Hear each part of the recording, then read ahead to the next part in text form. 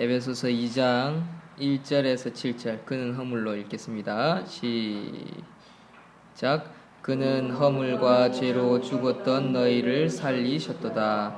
그때에 너희는 그 가운데서 행하여 이 세상 풍조를 따르고 공중의 권세 잡은 자를 따랐으니 곧 지금 불순종의 아들들 가운데서 역사하는 영이라. 전에는 우리도 다 그 가운데서 우리 욕심을 따라 지내며 육체와 마음에 원하는 것을 다른 이들과 같이 본질상 진노의 자녀이었더니 긍휼이 풍성하신 하나님이 우리를 사랑하신 그 큰 사랑을 인하여 허물로 죽은 우리를 그리스도와 함께 살리셨고 너희는 은혜로 구원을 받은 것이라.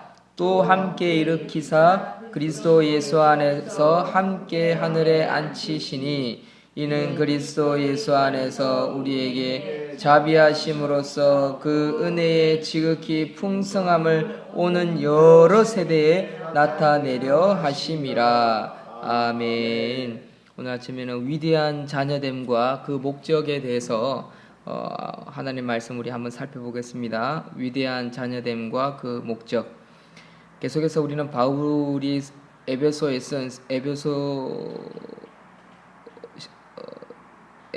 쓴 편지를 우리는 읽고 있습니다. 바울은 위대한 하나님의 자녀와 교회의 상속자가 된 인간의 바른 삶에 대한 논의에 앞서서 인간의 원래 모습을 묘사하고 깨달음을 주고 있습니다. 인간의 원래 모습은 무엇입니까? 우리는 본래 어떤 자들이었습니까? 우리는 원래 소망이 없던 자들입니다. 어떻게 소망이 없는 자들입니까? 첫째는 살아도 참 무의미한 인생이요. 죽은 후에는 더 보잘것없는 지옥의 나락으로 떨어지는 존재였다라는 사실입니다.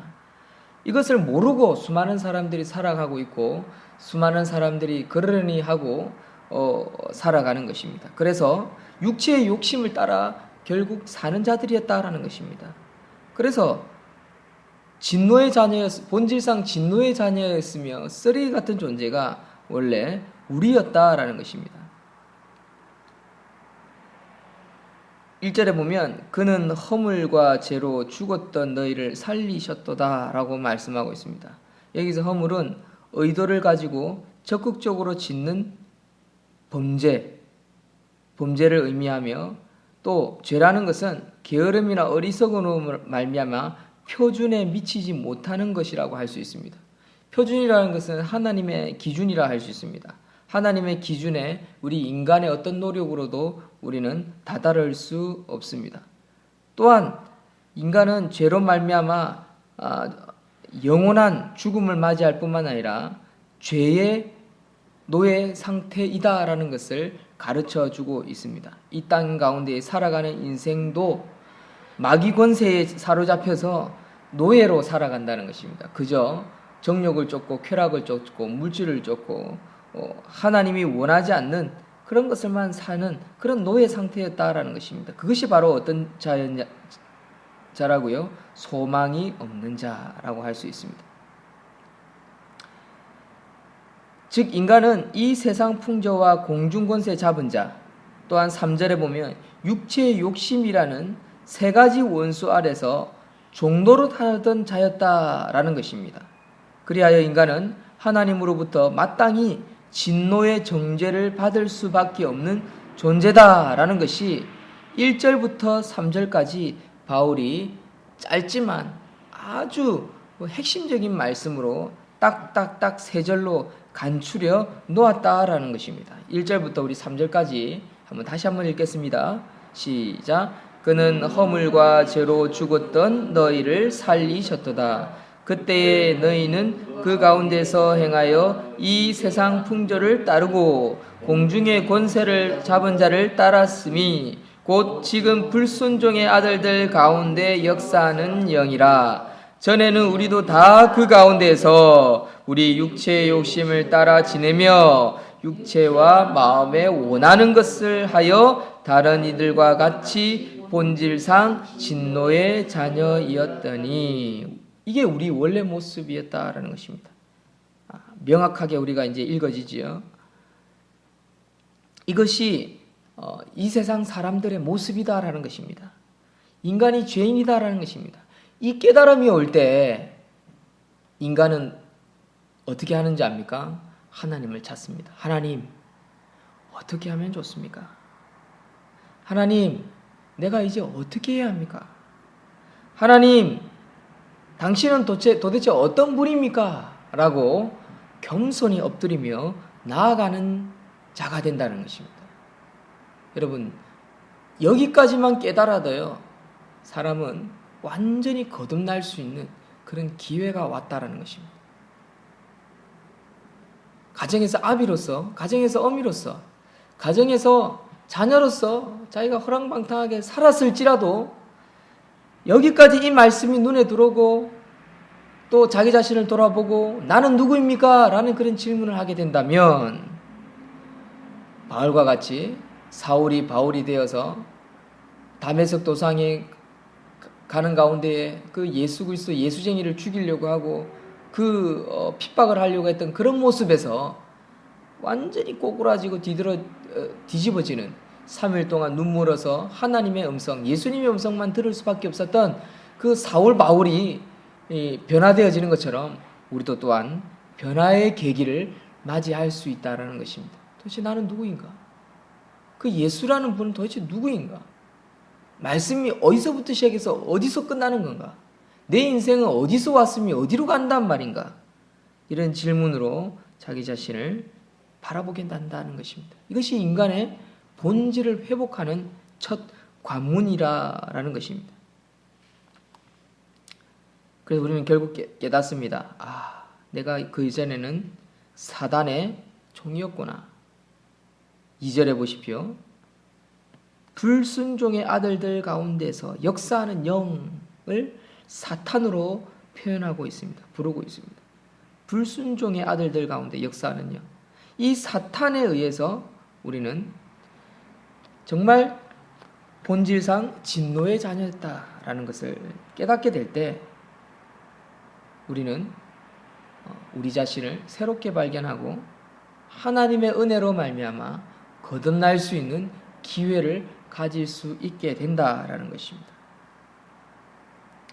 그런데 이런 본질상 진노의 자녀가 하나님은 마땅히 우리를 죽이고 그냥 없애고 그냥 불태워서 끝내버리면 되는 것을 우리를 향한 측량할 수 없는 사랑을 보여주셨다라는 것입니다. 4절 긍휼이 풍성하신 하나님이 우리를 사랑하신 그 사랑을 인하여 이것이 바로 뭡니까? 아가페 사랑입니다. 아가페 무조건적인 사랑.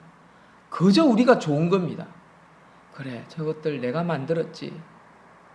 저것들 너무 귀한데. 여러분, 자기 자식 보고 싫은 사람 있습니까? 그거는 부모로서의 어떤 그 본질을 사단에게 다 빼앗겨 버린 것이죠. 하나님은 자신의 어떤 속성을 빼앗기시는 분이 아닙니다. 그것이 하나님이 전지전능하신 사랑의 하나님의 본질이죠. 그 하나님의 사랑을 없앨 수 있는 그 무엇이 있겠습니까? 인간은 없어질 수 있습니다. 마귀에 의해서. 죄인이기 때문에.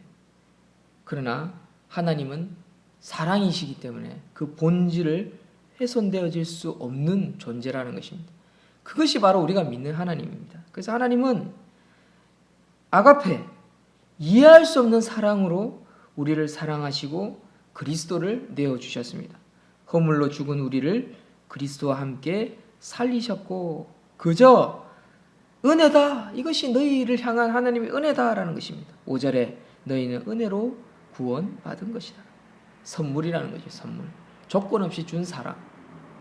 내가 이렇게 했으니까 너희들 이렇게 해야 돼. 그게 아닙니다. 하나님은요, 우리를 살렸기 때문에 너가 예배 드려야 해. 그 조건으로 우리가 살리는 게 아닙니다. 예배라는 것은요, 하나님이 우리를 살리셨기 때문에 우리가 기쁨으로 드리는 겁니다. 기쁨으로 순종하는 겁니다. 우리는 종종 이런 생각을 합니다. 아, 내가 구원받았으니까 예배 드려야지. 하나님이 우리를 살리신 이유는 우리를 예배받기 위함이야. 이게 맞는 것 같지만 사실은 틀린 겁니다. 그게 마땅한 거지만 사실은 틀린 거라고요. 뭐라고요? 감사와 기쁨으로 드려야 하는 것이다 라는 것이죠. 그게 예배라는 것이죠. 하나님은 그걸 받기를 원하십니다. 했으니까 조건으로, 조건 만남이 아니라는 거죠. 하나님은 아주 싫어합니다. 조건 만남을 아주 싫어합니다. 하나님은 그저 받기를 원하신다. 감사함으로, 기쁨으로 하나님은 우리의 예배를 받기를 원하신다라는 것입니다. 이 사실을 다시 한번 상기하고 기억하고 마음에 새기시는 저와 여러분들이 되시기를 주의 이름으로 축원드립니다. 이게 오늘 본문의 핵심입니다. 위대한 자녀됨과 그 목적. 우리가 왜 자녀가 됐다고요? 감사해서, 기뻐서. 그 기쁨의 목적대로 우리가 살아드리겠다라는 거죠. 그게 하나님께서 우리를 부르신 목적이요, 우리를 세우신 목적입니다. 여러분 보십시오. 이렇게 자세가 바뀌면 그때부터 삶의 태도가 달라집니다. 그때부터 자세가 달라집니다. 기쁘고요, 감사함이 생기고요, 즐겁고요. 그 태도는요, 수동적인 태도라 할 수 없습니다. 자동적인 태도지요. 우리 아이들도 보면요, 기뻐서 스스로 하는 아이들을 보면요, 뭘 해도 잘해요. 그런데 부모가, 교사가 억지로 시켜서 하는 아이들은요, 하긴 합니다. 그러나 결국 그 아이가 나중에는 더 잘 성장하지 못하고 더 능률 있는 삶을 살지 못하는 것을 보게 됩니다. 이런 교육 프로그램이 하나 있습니다. 자녀 교육인데 제가 한번 봤는데 유치원의 교사가 아이들을 세 그룹으로 나누어서 실험을 했습니다. 첫 번째 그룹은 이제 이 교실 안에 여러 가지 섹터가 있어요. 구분이 되어 있어요. 어떤 곳에는 장난감이 있고, 어떤 데서는 어떤 찰흙이 있고, 어떤 데서는 악기가 있고, 어떤 데서는 책이 있고, 이렇게 섹터가 여러 군데 있는데, 교사 선생님이 첫 번째 한 그룹 아이들에게는, 얘들아, 너희들이 놀고 싶은 데서 가서 너희들이 선택해서 놀아라 했어요.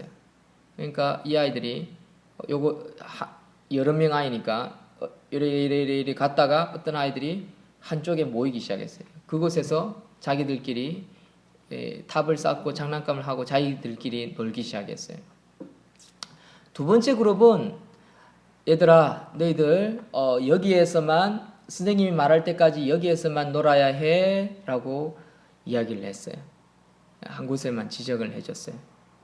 그리고 세 번째는 얘들아, 너희들이 하고 싶은 것을 해도 되는데 그거 하고 나서 너희들이 또 다른 선생님의 명령을 기다려야 해 라고 조건을 약간 걸었어요. 너가 하고 싶은 거 해도 되는데 조건을 뒀어요. 그런데 재미난 것은 이 세 그룹을 보면 마지막에 선생님이 이제 얘들아, 이제 너희들 하고 싶은 거 해도 된다라고 한 세 번째 그룹은요, 그 말이 떨어지자마자 아이들이 다른 장소로 옮겨버리는 거예요. 집중력이 확 떨어져 버리고 그 놀던 것을 같은 놀이인데도 놀지 않고 다른 곳을 옮겨버렸어요. 두 번째 그룹인 선생님이 이것만 해야 해라는 그룹은요, 처음부터 놀고 있는데 재미가 없는 거예요.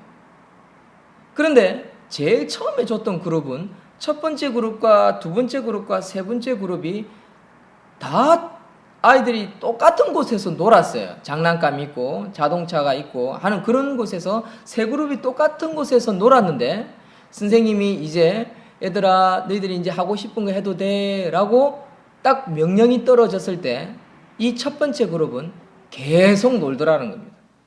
안 흩어지고. 똑같은 놀이를 했는데 저들은 집중력이 달랐고 그 결과물이 달랐다라는 것입니다. 여러분, 이건 무엇을 의미하냐면 자발적인 거예요. 자발적인 거.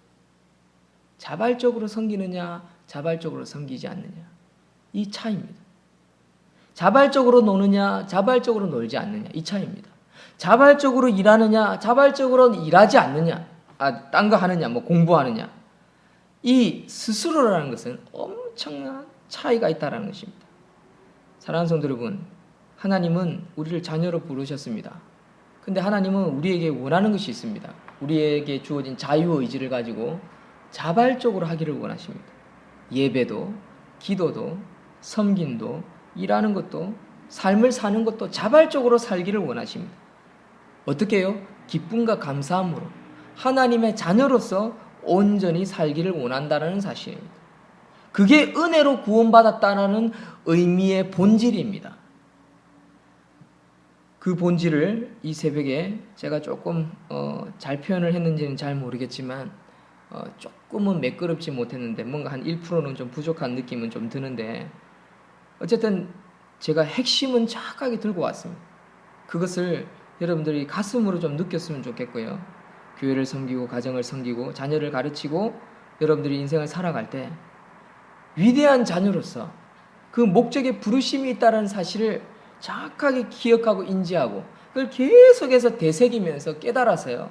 자발적으로 스스로 감사함으로 남은 생애를 하나님 나라를 위해서 살아드릴 수 있는 저와 여러분들이 되시기를 주의 이름으로 축원드립니다. 아멘. 기도하겠습니다. 하나님, 오늘 아침에 주신 깨달음 감사합니다.